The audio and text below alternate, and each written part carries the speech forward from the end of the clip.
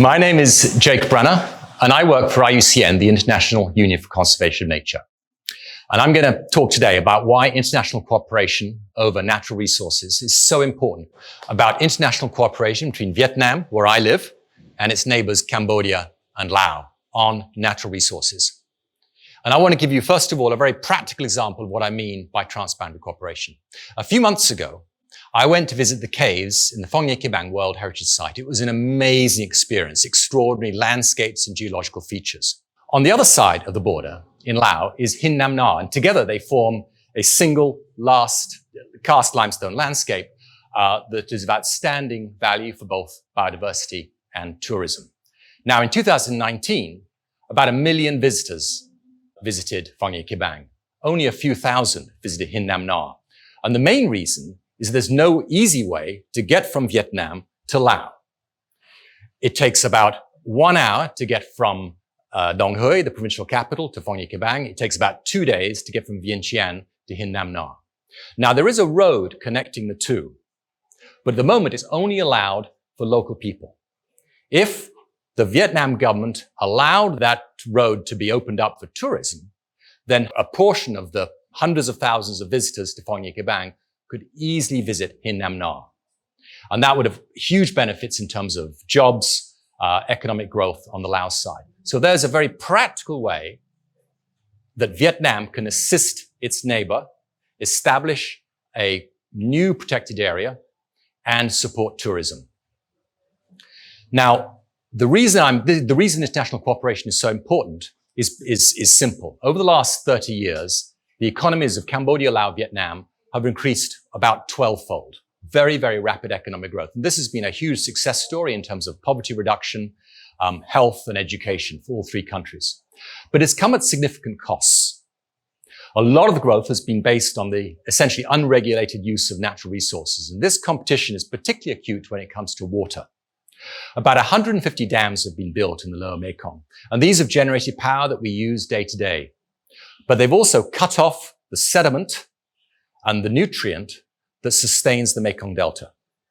So what Vietnam needs from its neighbors is agreement on the selection of hydropower projects and the right energy mix to sustain economic growth, but at the same time reduce impacts on the Delta. Now, history shows, however, that negotiations over water and energy are complex. It's often a zero-sum game. My win is your loss.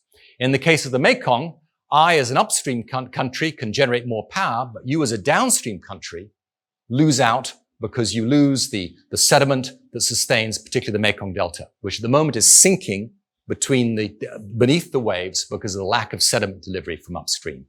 That is an existential threat to Vietnam.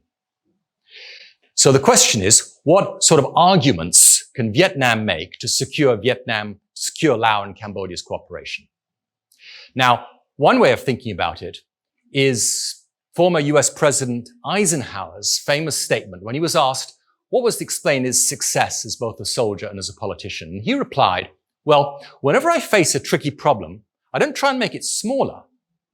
I actually make it bigger.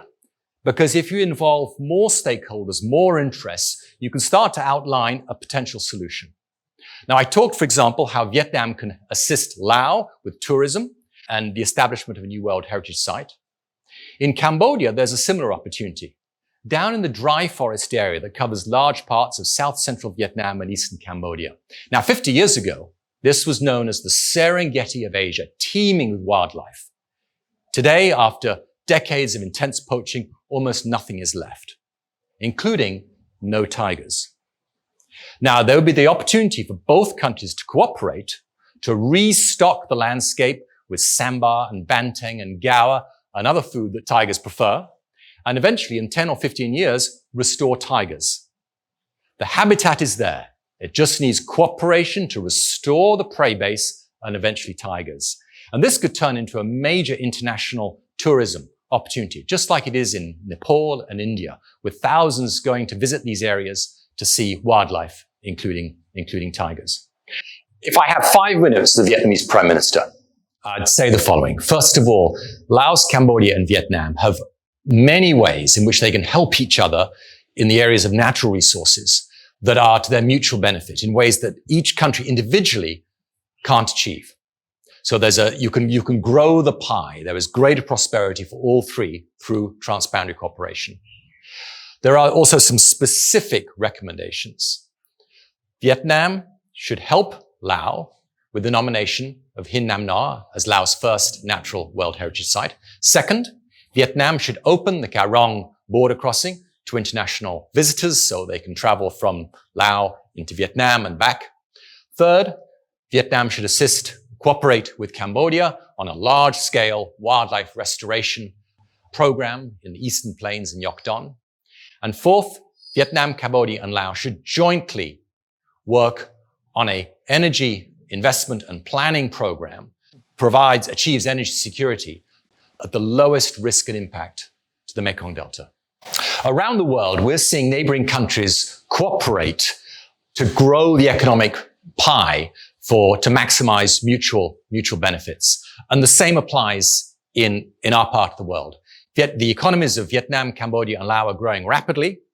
There's also growing competition, and it's through transboundary cooperation that you can maximize the economic benefits for all three countries at the lowest environmental costs. Thank you.